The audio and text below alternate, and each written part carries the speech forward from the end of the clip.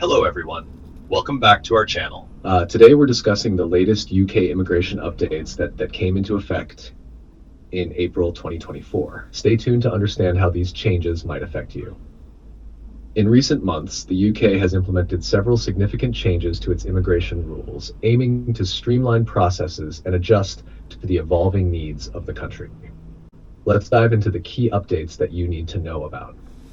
First up, the skilled worker visa has seen some major changes. From 4th April 2024, the minimum salary threshold for a skilled worker visa application has risen to £38,700, or the going rate for the specific role, whichever is higher. This is a significant increase from the previous threshold of £26,200. Additionally, the occupation codes have been updated to reflect the SOC Standard Occupational Classification 2020, which may result in changes to the occupation code number for some roles.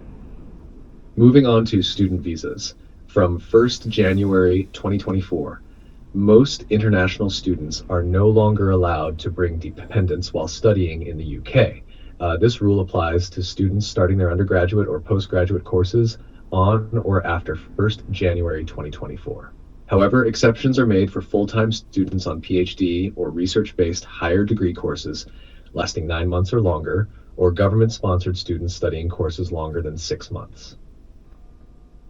Visitor visa and immigration health surcharge updates.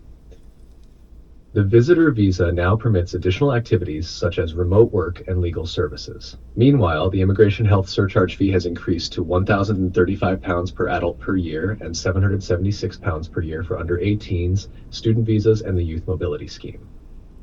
Also, from 11th March 2024, care workers on a health and care worker visa will no longer be able to bring dependents to the UK. These changes reflect the UK government's efforts to control immigration and ensure that those coming to the UK meet certain criteria. If you're planning to apply for a visa or are already in the process, make sure to stay updated with these new rules. For more detailed information, check out the links in the description below.